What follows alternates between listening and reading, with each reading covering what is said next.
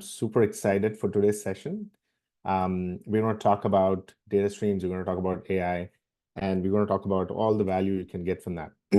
And we have a celebrity guest speaker here from Databricks, Tristan Wentling. Tristan, do you want to introduce yourself? Yeah, sure. Thanks, Kandan. So I'm Tristan Wentling. I live in Clearwater, Florida. I'm currently a solutions architect at Databricks, where I've been for the past 5 years. Formerly, I was a data scientist at Nielsen and DTCC. More recently, I am also one of the authors of Delta Lake, the Definitive Guide, which should be coming available from O'Reilly Media in the next few weeks. Awesome, exciting. I know I'm looking forward to that book to get published, so I'm going to get a signed copy from you, Tristan. Alrighty, I'm Kundan Vyas. I'm a part of the product team here at StreamNative, and I also focus on partnership strategy at StreamNative. So yeah, I'm super excited. Let's get started. All right, so I think we're going to cover a few things today. I think I won't cover all the bullet points here about the agenda. But essentially, the key thing here is we are here to talk about something really exciting. We want to talk about data streaming. We're going to talk about AI. And we're going to talk about the value of bringing them together and what sort of value does that offer to our customers, right? And the same context of data streaming and AI, basically we want to talk about bringing StreamNative and Databricks together to solve the very same problem about how do we help customers adopt and get more out of data streaming and AI use cases and technologies, right? So I think as a part of that process, we'll touch upon a lot of things. Today's session is a lot more focused on like specific areas of StreamNative and Databricks. I think each of these companies have a lot more other capabilities. So like we'll talk about the lakehouse storage capability within StreamNative. We'll talk about basically advanced AI capabilities within the AI platform of Databricks. And we'll show you a demo as well, which basically shows you how this whole flow goes end to end and seamlessly for our customers, right? So let's get started. So we're going to be talking about AI today and so many other related use cases. So I think let me set the context a little bit, right? I think the AI revolution is here and it's fun. I think we all are having like able to kind of see and be a part of it. We are able to experience it and use it in so many ways and forms. Even if like there's someone who doesn't understand AI, they're able to actually feel the value for it, right? And the adoption of it has grown so fast than any other technology before, right? I think just showing you an example of ChatGPT of how fast the adoption of that happened since the time it was launched. And I think the main reason for that, at least I believe, is that I think the value which the users see in a technology like AI for something very magical, something around like what they would have not expected in terms of the outcome, right? So I think that revolution is here and that is continuing not just in the consumer applications, it's also happening in the world of data processing, right? There are lots of different stats to share here, but basically there is a faster rate at which adoption is happening for data processing in the world of AI. Typically, enterprises take a bit of time, like consumer applications are much faster.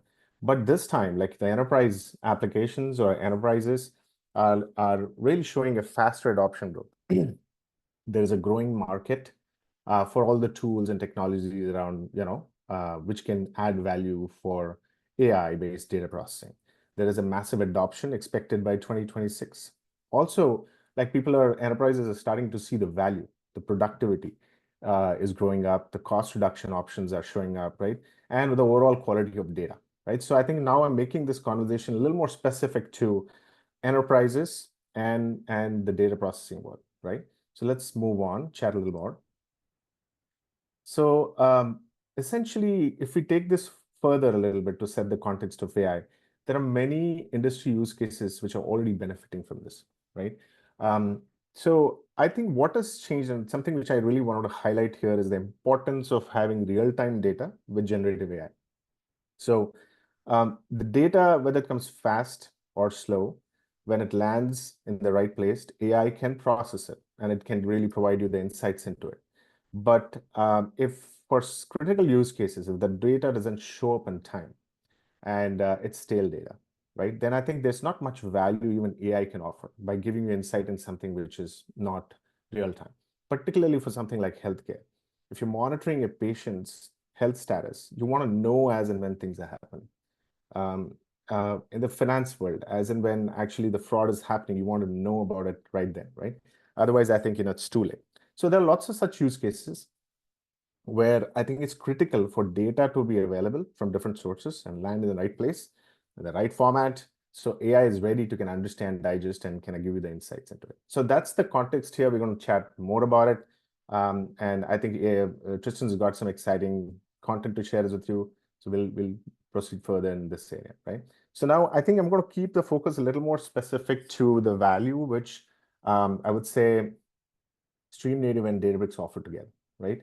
While there are so many different capabilities, today we want to talk about, how StreamNative offers the real-time access to data in real time, and what sort of capabilities that does it offer to move data quickly to Databricks, who is really, really very efficient. They are actually the pioneers of the lake houses. They came up with the concept of lake house, right? And they are pioneers in the world of like in processing the data based on AI. They're making AI, they're commoditizing it. They're making it so easily usable that, out-of-the-box capabilities of Databricks can very quickly use those, users can use those features, right? So I think we're going to focus a lot more on that. I mean, a lot more, you get to see a lot more benefits from coming out of this, particularly around business benefits. Quicker, enhanced decision capabilities can be made as the data lands faster, and Databricks can process it faster and give you the insights. Particularly on that topic and enhanced decision making, I think Tristan is going to cover a lot more, talk more about what kind of capabilities in Databricks are available today after StreamNative pushes the data very quickly to Databricks. What are the out-of-the-box features which you can use to analyze that data without setting up any custom AI data models or like AI models, right? Something more out of the box. So I think you'll see a lot more of those features. So on that note, I'm going to start introducing a few things from the StreamNative side, and we'll do that flow, and we'll go towards Tristan, who's going to talk more Databricks, right?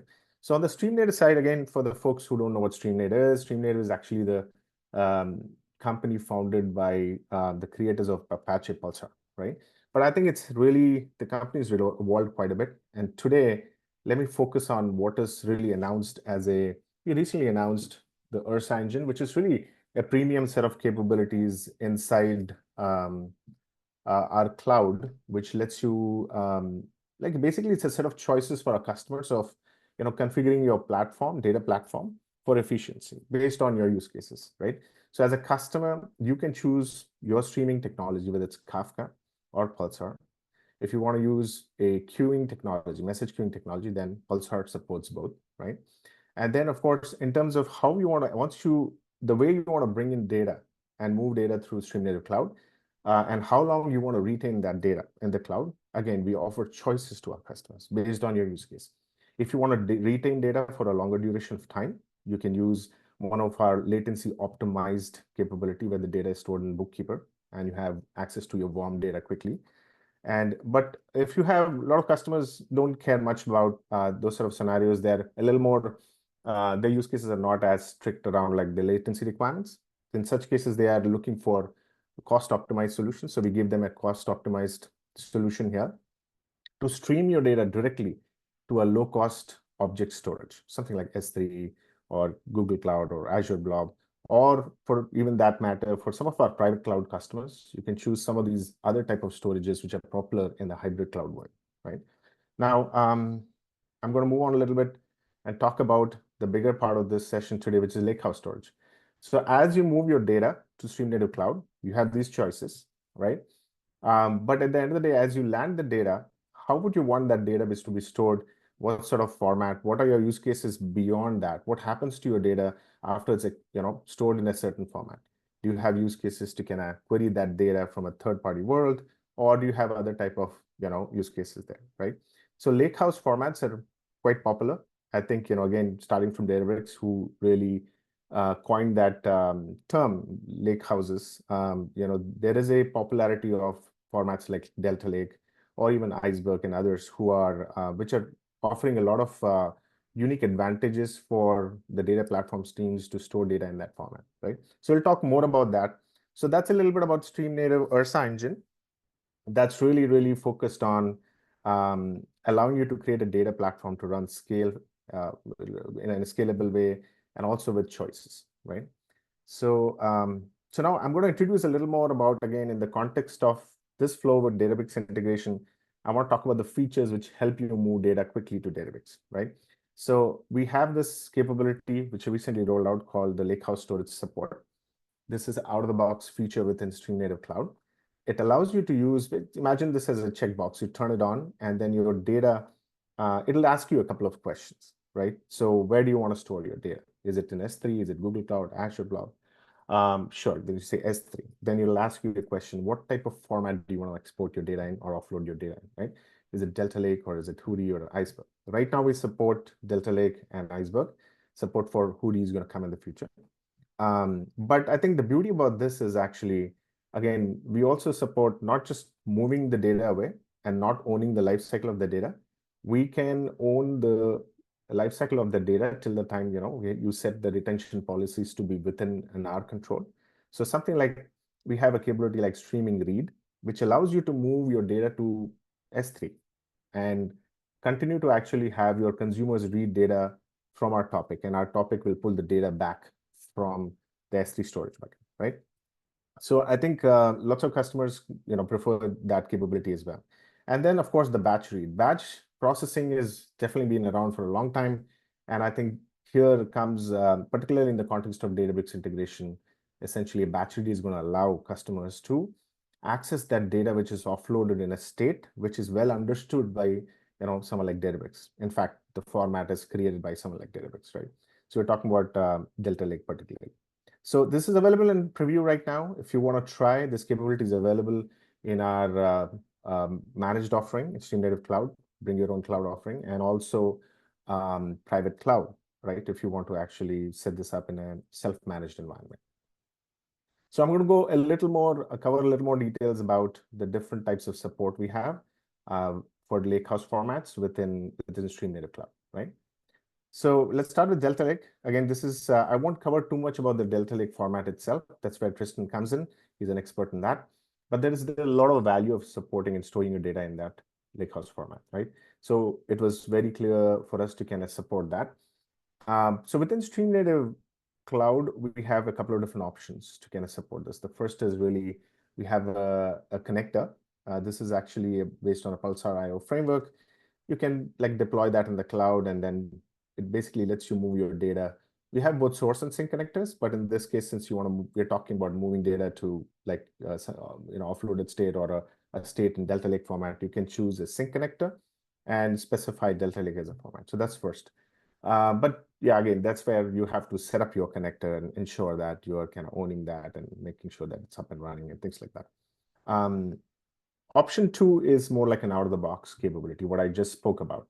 You can rely on our out-of-the-box feature. You can come in, you can turn it on, and you can specify those choices like which I just spoke about, and your data shows up actually in the destination, right?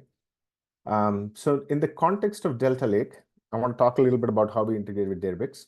We'll also show you a demo related to this. So essentially with Databricks, that again, our goal is we're constantly keeping an eye to see how do we work closely with Databricks to see what sort of improvements we can do over time. How can we make this whole experience very seamless? How can we minimize the steps and all that? So as of today, actually the way this works is from StreamNative, once you turn on Lakehouse storage, you can enable that at the namespace level. And namespaces, think of it as a container for all your topics. And then once you do that, all your topics are exported or offloaded to something like a S3 or a Google Cloud. And then from there on, Databricks, you can log into Databricks and basically mount that data as an external table. That's just one step, right? Once you do that, basically your data will show up in the catalog. And from there on, that's the amazing world of Databricks, which allows you to process that data and get insights into that data, right? Now, I'll quickly highlight that over time, we are exploring options to integrate directly with the Unity catalog. So that way you don't have to even go through this one manual step, which you have to do right now. But I think we'll keep you posted as to when that comes out. Let me talk a little bit about our support for Iceberg format. This is a popular format as well for lakehouses. Basically, you have both similar options for supporting or exporting your data in Iceberg format. You can use the Lakehouse Sync connector, or you can use the out-of-the-box capability like lakehouse storage, right? Again, enable the lakehouse storage, specify that you want the data to go in the Iceberg format, right? But with Iceberg, there's a couple of more interesting here are options which you'll have to pay attention to. So the Iceberg format is actually contributed initially by Tabular, like the creators of Tabular really started that open source spec around that. And of course, now it's open source. A lot of companies contribute to it. And of course, Tabular is now a part of Databricks for the folks who didn't know. So Tabular is Databricks now. So that's amazing. Like now Databricks gets to have like it's to decide actually work collaborative way to kind of with broader audiences to see how to decide the future of these lakehouse formats. And then you'll hear a little bit about that from Tristan on how are these different formats coming together just to make our customers' lives easier, right? So quickly on the Iceberg support, this is where basically we support the Apache Iceberg format, lakehouse format supports, I think, 4 catalogs. The first one is the Iceberg REST catalog. Second one is the Nessie catalog. Third one is the JDBC catalog, and the fourth one is the Hive catalog, right? So currently we have support for 2 of these catalogs. The first one is the Iceberg REST catalog. What this allows by the way, there are lots of benefits of, I don't want to get into too many details of the benefits of the using a catalog, but I think, centralized metadata or scalability or, versioning or time series based data, I think it makes it easier for customers to store it that way. There are lots of other benefits which are there. So we integrate with this in such a way that like within StreamNative Cloud, you can specify the credentials of your Iceberg REST catalog compliant database. And I think, it'll basically interact for all the metadata changes for, let's say, create table, update table, all that stuff, that'll actually go through the catalog API. And also it uses the same API though, but it for data storage, but it directly interacts with the data storage. It doesn't have to go through the catalog for storing or accessing data, right? So there are lots of benefits for that. Anyway, so this was the first one. One of the catalogs we support for Iceberg. The second was the Nessie catalog. It's very similar. The experience we are aiming to design within StreamNative Cloud is that we want to give a very consistent experience of how customers interact with these catalogs, right?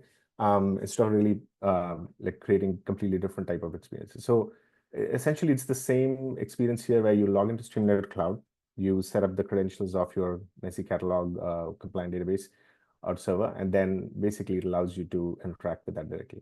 Very similar format. And within Nessie catalog, again, we have actually there are 2 support protocols which are supported, Nessie and Iceberg REST. Both are supported by us. So something for you to keep an eye on. So that's a little bit about our support for Delta Lake and Iceberg open lakehouse formats, right? We currently don't support Hudi. We are in the process of exploring that, and it's on the roadmap. Let's see. So from here, yeah, so that's a little bit of background there. Now I'm going to hand it over to Tristan to talk about Delta Lake and all the great things around that. Thanks, Kandan. And I think I've told you before, I'm hoping to talk you out of even bothering with extra support. And we'll come to why in just a minute. If you want to go and go to the next slide, though. So Kandan's expressed some of the high-level benefits of lakehouse architecture, but what's really the driving motivation? Well, we know a long time ago, all we had was databases, and that's not really going to cut it for modern analytics stacks. We have all kinds of other stuff going on. We know we can store data more efficiently. We want to build ML applications. So that didn't help a whole lot. So then we saw the data lake come around. That's been around for quite a while at this point. But we still had these kind of split data stacks where we still had difficulty getting our data from one place to the other to be able to communicate between those. We had to set up extra networking. And so a few years ago, we introduced the concept of the lake house, where we build in using Delta Lake, and we'll talk about some of the features that enable this capability. But how Delta Lake enables us to do all of these different functions in one place on top of the data lake without having to set up extra databases or in-memory data stores. So if you want to go to the next slide, Delta Lake is an open source project, as is Iceberg. And one of the key things there that I kind of want to point out is even though Tabular is now part of Databricks, like we don't truly have a control over either one of the projects. Neither one could exist without the rest of the open community like you guys. So we always do encourage active development. I know there are well over 300 contributors to the Delta Lake project. I don't know how many for Iceberg off the top of my head. But because we have this open format that we rely on, which is kind of the base layer of that lakehouse concept, we have a pretty expansive ecosystem that can interact through this layer. Whether you're using Flink or Trino, if you want to build with Rust applications, DuckDB has become fairly popular over the last couple of years. StreamNative has now added support, which I'm super excited about. I don't only have to use Pulsar from StreamNative now. But all of these kind of come together and they sit on top of a common protocol to be able to do this effectively. And this actually lets us dig into another area that I think is going to be highly beneficial to a lot of folks. And this is actually kind of highlighted in the diagram under the section called uniform. But I've actually got uniform called out on another slide in a minute, so I'm not going to dig in too deep there. But the base idea is that with uniform, you can write all of your data in the Delta format, and you can still read it as Iceberg, or you can read it as Hootie. And that lets you have one source of data across all of your applications. And so if you want to go to the next slide, Kundan, why is that advantageous to you? Well, to build out this lakehouse concept, you need all of the same things that we would have gotten from a database. You need transaction guarantees. And this comes in Delta Lake in particular through what we call the transaction log. And this gives us ACID transactions, scalable metadata, has a side benefit of being able to let us traverse backwards in time across versions of the table. Everything is built on open source, which is phenomenal. We get different kinds of APIs for interacting with it through Spark, through Rust, through native Java implementations. And it gives us a firm audit trail and history of everything that's going on in that table, all the changes that occur. So even when those changes take place on, for example, on the StreamNative side, I can see a record of the number of writes that went to that table and when they occurred and have a record of those transactions. So these things are kind of integral to maintaining the integrity of those tables. And they kind of form that underlying data foundation for all of your applications. Do you want to go forward? Yeah. So I mentioned with uniform, why does this work? How can you enable this one format to read across all of them? Well, the basic principle is all these formats have a common denominator of using Parquet as the underlying file format. So we remember what a pain in the butt Parquet was. I know I remember corrupting partitions, having to rewrite my table, go in and do fsec repair table. Like all of that was a super big pain. And so we can eliminate a lot of that with Delta Lake, but being able to eliminate it across all of these formats at the same time is huge. And that's actually what we can do, because when we enable the feature, and I put a note down there, you can actually update existing tables to turn on the metadata feature. You can create the metadata for all three formats simultaneously from the one table. So you don't have to replicate the data to have these different readability access layers. You can just have the one data set with multiple sets of metadata. Of course, that will add a little bit of overhead, but it's really not that much. I've even heard rumors that reading through Delta Lake's version of Iceberg is slightly faster than the native Iceberg, but I haven't tested that myself, so I won't claim it. Do you want to go for it again, Kundan? So another part of the lakehouse is that you really need a governance layer to keep everything together. And with us, that's Unity Catalog. Now, a lot of people who are familiar with Databricks will know we've been all about Unity Catalog for the last couple of years. And this is because we really found the Hive meta store to just be insufficient for all of the things, not only that we were doing, but that we wanted to do. Being able to govern and control things like SQL function definitions, machine learning models, vector databases, arbitrary file stores, and do that in a robust and secure way.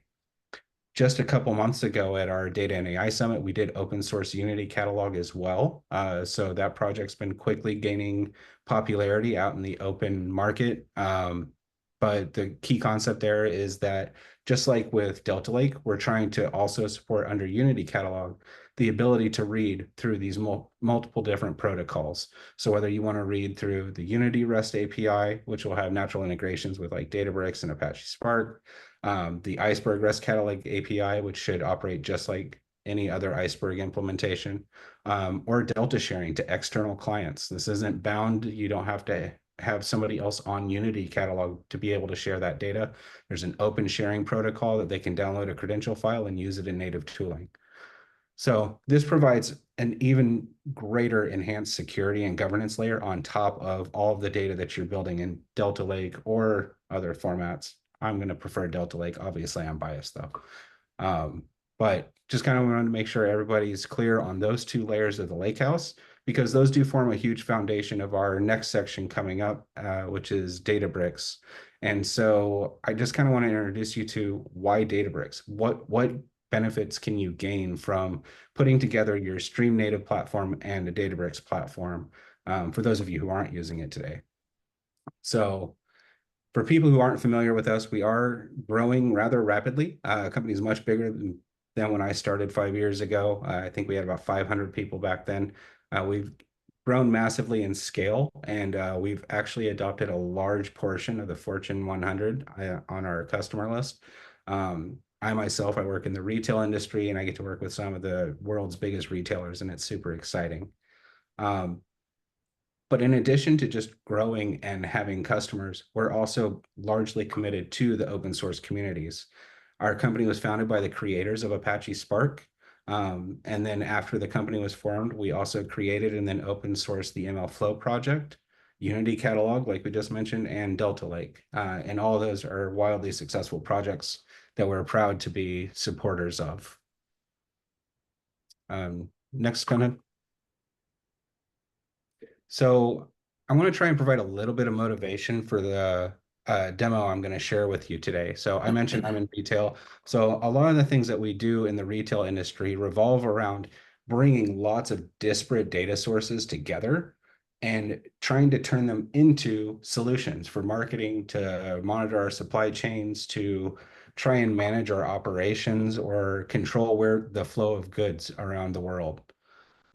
So oftentimes this involves many different technical components like streaming. Sometimes we work with StreamNative and we'll read in from Pulsar directly. Other times we'll use the connection we're talking about today and we'll look at using a file level integration. Sometimes we'll read from other databases. If you have legacy databases that you need to pull in external data from that you haven't migrated yet. But really the real core of what I want to focus on today is being able to do these advanced data science and analytics applications in a native environment to your data, not having to download extracts, run it on your local laptop, send it off to another platform, duplicate data in multiple places. Really want to highlight that benefit of having everything in one place for you. So if we go forward,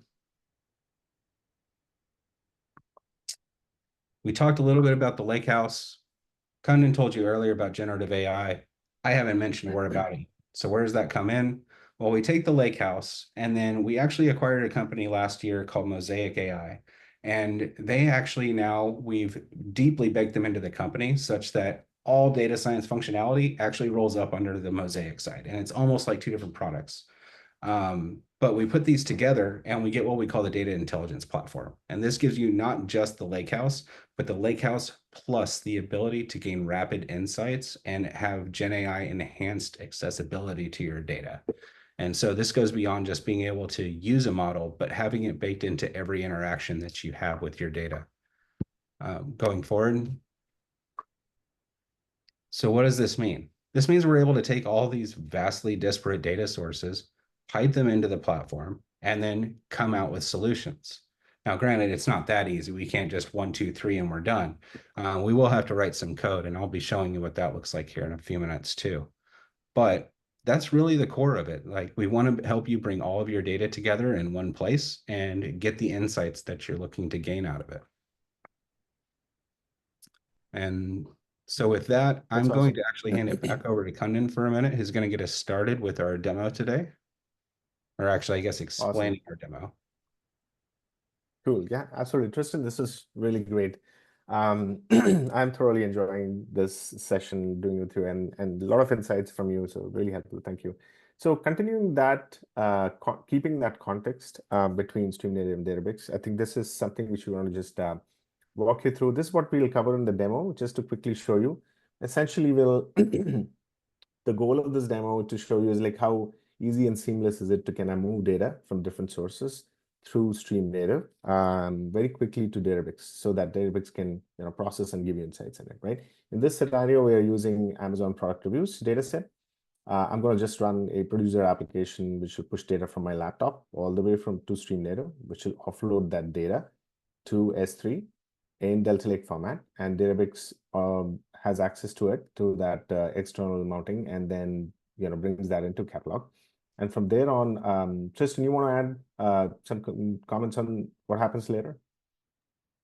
Yeah, so once we create an external table and register that in Unity catalog, then we're able to take and access that from the notebook environment or the SQL editor environment. I'll actually show you both today.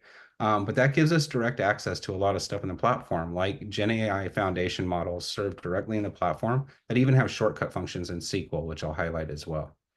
But that lets us build advanced analytic workflows to get to things like today, we're going to look at building some GenAI enhanced using sentiment analysis from a foundation model, product recommendations based on user similarity. So we're going to combine GenAI and traditional machine learning to come out with a bunch of product recommendations for our users. Cool. And that's actually what the data flow for this will look like. I'll hand it off to Kundan here in a minute to show you. And what we're going to be actually streaming in is this reviews data. I say streaming in. What we're going to actually be migrating across the two different environments is this reviews data. And these data sources are a little kludgy. Of course, we can't share real transaction customer data out in the real world. So we did kind of have to meld these together. So this is actually based on Amazon reviews data set and a UC Irvine online retail data set. But we're going to put them together anyway and show you exactly what the workflow would look like to go from ingesting this review data in real time into a lakehouse storage, picking that back up on the Databricks side, combining that with your other customer data that you're getting from some other source, and generating those user item recommendations. Cool. Sounds great. Awesome. So what I'm going to do now is just again for clarity, I'm going to start on this part and just walk you through some of these details. All right. So for this, I'm going to 1 second. Yeah. So I'm just going to refresh my page and just make sure that I have access to all my stuff here. So I'm going to log into StreamNative Cloud, and I also have my producer application here. So give me 1 moment. Okay, so I downloaded the data set. I think it's about 1 GB or so. And that's the data set which I have to push from my laptop to StreamNative Cloud. And for that, let me just bring this up here. But before I do that, actually, I want to just go to StreamNative Cloud. Again, I won't do a full-on demo. This is really where you manage, this is a fully managed service for your Kafka and Pulsar based workloads. And I'll focus on some of the key terminologies which are relevant here. As the data comes into StreamNative Cloud, it's going to go to topics, right? And I have a topic here called Amazon Reviews. And this is really actually the data which I've run this demo before just to try these things out. So I think you would see that there's some data which already exists here and some which is still like, not yet offloaded. So essentially this is the overall storage of this topic and some is still in backlog, so yet to be offloaded, right? When I actually run my producer application, you'll be able to see that basically it is populating more data here and offloading. So I'll cover some of that. So with that, let me just go to my producer application. So I have a simple producer running on my laptop, which is going to basically push all the records of that, all these Amazon reviews about different products. I think there are thousands of reviews which are actually now getting pushed to StreamNative. So it takes just a few seconds for this to start showing up. And then we can continue that. Let me just move this away for a second. So again, this is I'm just going to refresh this so you can see the latest data coming in. Okay, so one thing I want to highlight while that's getting refreshed is basically as the data is getting pushed here to this particular topic, I think within StreamNative Cloud, I have enabled lakehouse storage at a namespace level. So the namespace is going to allow, under namespace, we have all these topics. So you can enable that at namespace level, and all the topics which are under it can get offloaded, right? Right now, I'm just showing one topic, but essentially that's how you can kind of configure. And so let me just go back here to my cloud. Okay. Okay, so now you'll see that let me go back to this data. I think my producer application is still kind of sending the data, right? Because there's a lot of data. Let it do that. While it's continuing to do, you can see a few things. There's throughput of the active data, which is getting pushed in. These are some of these metrics you can track here. But essentially, you can keep an eye on what is the storage size overall. Right now, it's about showing 2.69 GB for this topic, right? And there's this backlog of backlog shows how much of data is offloaded or not offloaded yet and things like that. And you can also see how many producers are running. And if I go to the details, you can see there's an active producer. This is my desktop application, which is pushing the data. And you also see there is a subscription which is automatically created. Think of this subscription as, the functionality which is taking all your data as and when it comes and pushing it to a storage bucket, which is automatically created by StreamNative Cloud. So let me show a few more things here. Now, I think if you go to the data itself, it resides, within the topic, within the partition. So the data typically gets stored in different types of ledgers. I think, again, I won't cover too many details. These are some of the terminologies of how Pulsar architecture is. But you'll see that some of these ledgers were created before where the data was stored, and this is already offloaded because that's when I was kind of prepping for this demo. And then here, essentially, this is another ledger which is now active. It's opening or in the open state, and it's not fully offloaded yet, right? So that's the data is actually there. One more thing I want to quickly show is the stats. This is again for developers who really want to kind of focus on some of the next level things. You can see all the ledger IDs. You can also see the same configurations around the subscription, which is basically going to, which is offloading the data, right? You can see where is the cursor right now or what is the read position. And then some more stats around how well are we doing with the offloading, right? So that's happening right now as we speak. The data is still getting offloaded. Let me see. I think here it shows that all my data is now offloaded. So I think this application is disconnected. So now I want to actually jump to the section and show you where the data is actually going. So I think this is my storage bucket. I'm going to refresh this again. So automatically, like StreamNative Cloud will create a storage bucket for you, which will be in this particular format. You'll have namespace, like basically cluster tenant namespace. In this case, the namespace is default, and the topic is actually Amazon reviews, right? And under that, you'll find all the data. Right? This is basically all coming in the form of Delta Lake files, which is stored, as Tristan was mentioning, in Parquet format. So this is now available and ready for Databricks to actually get consumed, right? So from here on, that's all I wanted to cover. I think I'm going to come back here just for a second and highlight where we are in this demo. So I think I covered step 1, 2, and 3. And then Tristan will take over now to talk about all the magic which happens once the data is accessible to Databricks, right? So let me come out of this. And Tristan, I'll let you share your screen. Awesome. Thank you, Kundan. I'm going to share just this one tab. Nobody needs to see all my company secrets. It's just prove we were looking at the same stuff the whole time. No, so here you can see we're actually going to take and we're going to use the same file path that all the S3 data was being written into in S3. And what we're going to do is we're going to create an external table on top of it. And we'll want to check if it exists first so we don't run into any collisions. But then I'm going to provide a 3-level namespace name for that. And just to prove to you, you can see my catalog is actually here. I could even hit refresh. This table does not exist yet, but all you have to do is run this simple little command. It's going to run. Oh, well, I didn't plan on that. Oh, overlaps. Okay, I must have defined another table there. Actually, I think I did because I created this in the default table as a test. All right, so it's actually Amazon reviews there, but it'll still work, I promise, as long as I change this to be default. But creating the external table is as simple as that. We did think it would be awfully boring if that's all we showed you today was literally how to create an external table. So we will keep going with everything else too. And you can see since I switched to the correct catalog, it's still defined on that external location. And this is exactly what the data looks like that kind of was writing into there.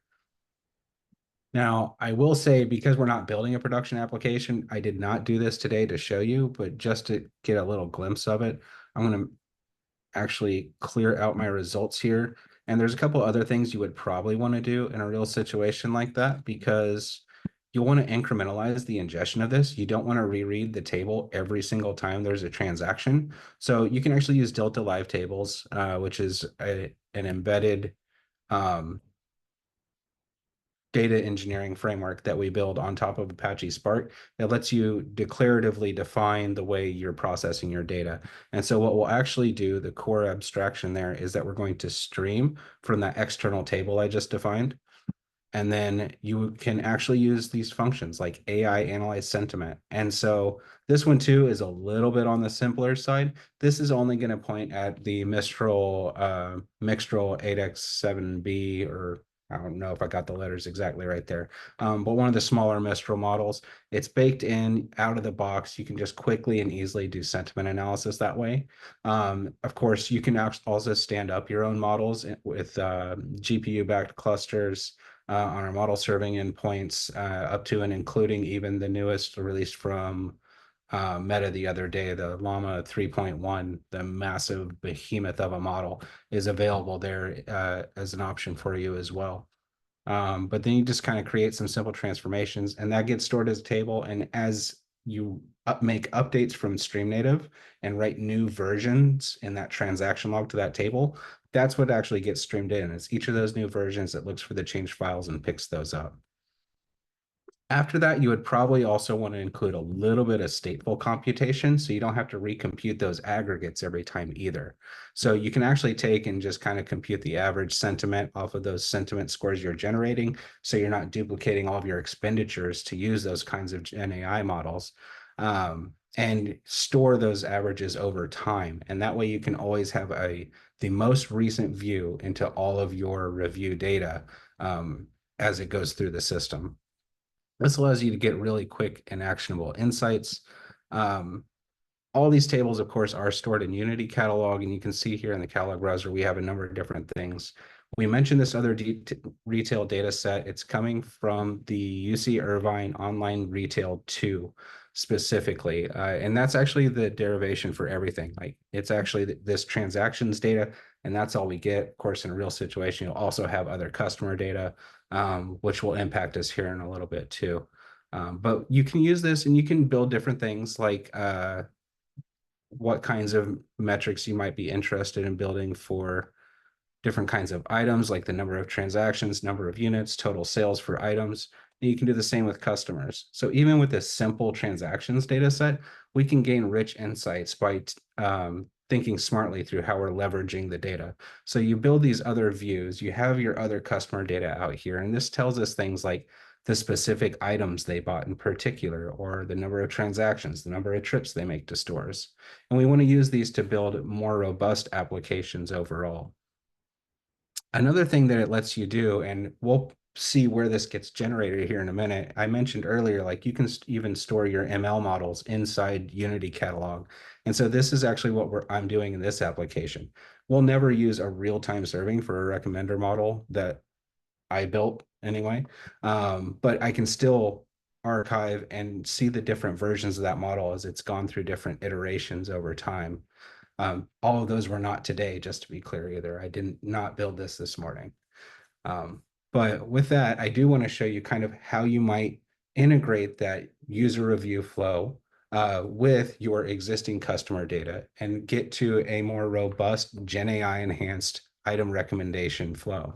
And so I decided to go with a user item recommendations. This was simple because the actual review data doesn't identify the products or the customers that bought them, since Amazon would never give us that. But we can fudge the numbers and tie them to item IDs. And I definitely did do that, just to be clear. Um, but we can take and we can use that enhanced flow to enrich the recommendations we would be making otherwise. So how is that going to work? Well, the number one thing we need to do is we need to actually identify similar customers. We identify similar customers, that gives us a basis on which we can recommend products. So in this case, what the idea of what I'm trying to accomplish is I want to find users who are pretty similar, and then I want to find products that similar user has bought that my original user hasn't. And those are the ones I want to recommend. Now, I can gain even more actionability out of this by taking and using my sentiment reviews on my recent product reviews, having those up to date in near real time, and refining those recommendations, and maybe taking only the top most positively reviewed items to recommend to my customers, which will maximize both my profit margins, but also my customers' experience. So this is beneficial all around the entire customer life cycle. Now here, I did take a little bit of a what I would call naive approach. It's not naive, but it is fairly simple. I used a Jacquard index, and what this does is it kind of uses the sets of items that people have bought and uses those to rank similarity. The downfall of that is if you have two customers who both bought one item and that's the same item, they match 100%. So there are definitely some drawbacks to using this metric in a real world scenario where you have other customer data. You can use other metrics like geographies, or you can build in that number of trips data or other enhancements. But once we have some kind of similarity metric, then it becomes pretty quick. We'll skip my function testing. I'm going to pull in my data, and fairly simply, I'm just going to read from my customer profile data, and then I'm going to do some renaming and shuffling a little bit. And basically, I want to self-join it in a cross-join. And this way I get like customers by customers, and I'm going to compute that similarity across every pairing, which gives me a few data frames, but this pairs one is what we would actually get used. So we'll have user one, user two, and their similarity score all the way through. Here, I'm going to build an alternating least squares model. This is commonly used. It's called collaborative filtering. Solving this matrix problem helps us identify the most similar customers for each one. And so what that actually looks like is we train this model on the user set, and then down here, well, oops, didn't mean to rerun that. We'll actually call this recommend for all users, and we'll just find the 3 most common users across all of them. Right here in the middle, this is what I was talking about. We're just registering this model object that we had to our model registry, which I'm using inside of Unity Catalog, archives those models away every time I run this process. Here, I'm going to create a temp view. And now this was probably the most painful part to think through mentally, because I basically had to self-join this table to itself like 4 times. And this was to be able to just pull in the other items. Was there probably a different way I could do it? Yeah. Is this the easiest way I could think of at the time? Absolutely. Just self-join it in. The data set itself isn't that large at any point in time. But pretty efficiently, I was able to come and get a bunch of additional items I could think about. And so then I actually have to filter down a little bit more, and I'm trying to wrap up here. I'm almost to the end, I promise, Cut. So what I want to do then is I want to get the best reviewed items. So I'm going to reach back to our scored item reviews, and I'm going to get the best ones. And I'm only choosing the top 10. We're assuming there's a nice level of overlap there. I did not scientifically deduce 10 is the right number to use. But then I actually want to take and combine that with my similar user data where I've pulled in the different sets of items and combine those all together. So now I have a list of items. And actually, if we looked at this, I have a whole list of items pulled in from those 3 most similar users that our original user has not bought. And I'm now going to take and combine those together, and I'm going to map them across each other to rank them by the most positively reviewed items. And so once I do that, I have come down to a list now where for each user, I have a list of products that I can go and recommend to them in a targeted email campaign or through a stored online database session that's tied to the website. So next time they log in, their next best action could be, hey, why don't you look at this product? Or the email campaigns or text message campaigns can pick these up and recommend these items to them. So you have quite a bit of freedom from there, but this helps us get to a more positive customer enriched experience. And we did all this through this integration of real-time non-copied data coming from StreamNative through into Databricks. That's it. Cool. Awesome. Listen, that was phenomenal. I think this is really great. Thank you so much. And I think we're doing great on time, actually. There are a couple of questions, but let me go back to our slides and then give me 1 second, see what else we have to cover there. All righty, sharing. Okay, so I think we covered this. Great. This flow was good. I think so. We will definitely talk about the conclusion just in a second and the Q&A. But yeah, I think I would say that the the overall flow, I think the goal here is definitely between StreamNative and Databricks to see how do we kind of just focus on really the key steps which each of these personas execute to to really get to the final point of recommendations which Tristan spoke about, and how do we minimize it? How do we make it more out of the box? How do we make it more declarative? All that stuff. So this was really, really amazing. Thank you so much, Tristan. So there are a couple of questions. Actually, maybe what we can do is we can just go to that. But I think for that, just to summarize, we spoke about a lot of things. I think I would just say that if there are two things you want to remember, I think maybe I'll cover one thing and I'll give one to Tristan. If there's one thing people want to remember, I can just say that remember that there is an out-of-the-box capability within StreamNative, which allows you to support your lakehouse formats, right? It's well integrated with Databricks. You can choose Delta Lake, you can choose Iceberg, and you have more choices of configurations. So I think if you just remember that part, and if you have any questions, we're happy to help you. You can try it out. You can reach out to us and we can create a trial account for you if you're not an existing customer, and you can get started quickly. Anything you want to quickly summarize, Tristan, from your end? I guess just I would summarize it as at whatever point you want to integrate your data between StreamNative and Databricks, I'm ready to meet you there. Awesome. Phenomenal. Okay, so I'm just going to go to Q&A, but I see some questions. So, but before that, again, if for the folks who are new on the call, they are new to StreamNative, if you want to sign up for a trial to just get your hands on the product, you can basically go to our streamnative.io site. You'll find a link there. You can also scan this barcode here. And if you want to request a demo, you can do that too. You can just go directly to this link and we can help you get started. Okay, cool. So Q&A. So there are a couple of questions. I think there's one about Hoodie support. I think while covering the session, I spoke about it. I think the question is, are we going to, do we support Hoodie today? Right now, we don't support the Hoodie Lakehouse format, but I think that's something which is on our roadmap for sure. If there is anybody who has a specific use case for us, I think they want to talk about, please reach out to us. We're happy to explore more on that.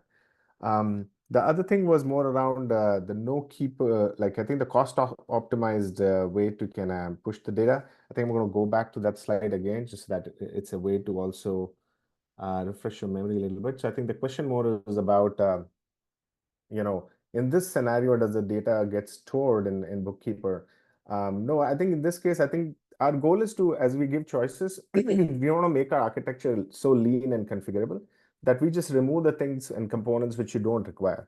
So we are like the system is going to allow you to move your data through StreamNative in such a way that you don't need to pay for that expensive or a underlying storage layer, which you don't really require if you don't have a major latency requirement. So in the cost optimized wall situation, there won't be a bookkeeper at all. I think we'll keep it lean and light. You'll just stream your data directly to your choice of either just you can store the data in just your choice of storage, cloud storage in a raw format, or you can store it in the lakehouse format. So you have those choices, right?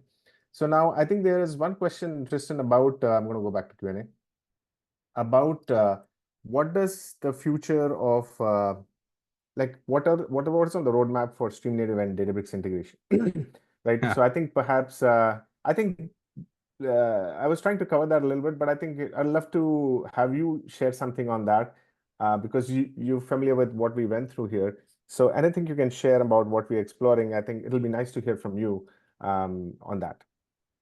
Yeah, that's actually a great question because I think we even have a meeting tomorrow morning. But we're actually actively exploring making this a little bit easier and removing the um, manual steps of creating that table entry. What we're kind of hoping is that through the open sourcing of Unity Catalog, those external APIs will make this process of implementation easier from the StreamNative side. So you don't even have to have that manual step. Those tables can be directly published into some probably pre-configured catalogs. But I'm looking forward to seeing how that develops over the next couple of months. Okay, awesome. I'll just take one more question here quickly. I think that this is more about like a generic, people are trying to get understanding of, how much of the capabilities which you showed on the AI side, the Gen AI side, and like imagine, the question is like how much of that is more of out of the box feature versus custom, right? For example, from the way it comes across to me, from what I understood, how you went through the flow, you were literally just using a pre-trained model, something more out of the box, a function ready to talk to that model, right? Tell us a little bit about those out of the box features in simple terms who don't understand too much of that, like AI and other things. Yeah, so in particular on the Gen AI side, we have a number of functions that we call AI functions. One of those is AI query, where you can plug in any of your custom models. I mentioned that you could pop up your own, you can pull them out of Hugging Face, or you can use, we actually provide copies of some of those foundation models available inside the platform. So you don't even have to do the downloading step. But you can surface all of those through that AI query. But we have others there, like the one we used today, which was AI Analyze Sentiment, which lets us point to a pre-existing foundation model, zero setup. You turn on a SQL warehouse, and in the middle of a query, you just pop text into that field, and it will provide back the sentiment of that text. And so you could actually apply that across a number of analytics or even dashboarding applications and send that round trip. And there are others in there too that let you do things like trying to think of examples because I usually actually just use the LLM models themselves recently. I'm a sucker for prompt engineering, but there's actually a number of those features available. If you want to see more about them, definitely check out the AI functions catalog on our documentation page. There's like 6 or 7. I just can't think of their names offhand. We did have Sure. another question in the chat too, Kundan. Actually, if you don't mind, I'd like to take Almost 10 come. seconds and just address. Um, Yeah, sure. I'm not sure Please. what source was saying Hoodie or Iceberg are more appropriate than Delta for streaming. What I can tell you is I know that Delta Lake was born, and you can actually listen to Don Krasinski from everybody's favorite fruit company talk about this during some of the open source discussions. But Delta Lake was literally born out of solving streaming application problems and trying to overcome the boundaries and that we experience with traditional Parquet. It's highly efficient for all kinds of streaming applications, and I have customers every day using it at massive, massive scales for streaming data. Awesome, awesome, awesome. Great. Thanks for keeping an eye on that question. Great. I think that's so relevant and helpful here. So I'm trying to see if there's anything else. I think that's pretty much it. I think we were right about time, like 10 o'clock, 1 minute over. So this is great. Again, thank you so much, Tristan, for collaboration on this. This was really very insightful. Hopefully our customers, common customers found it very interesting. Again, if you, any of us, any of you on the call, if you have any questions, please do reach out to us. And if you have, yeah, anybody reach out to Tristan, reach into myself, and we're happy to get on a call, chat more about, your questions. So Yeah, cool. thanks for That's about having it for me. I've today. enjoyed it. Cool. Sounds great. Thanks a lot, Tristan. We'll chat more later. Well, thanks everyone. Bye. Bye.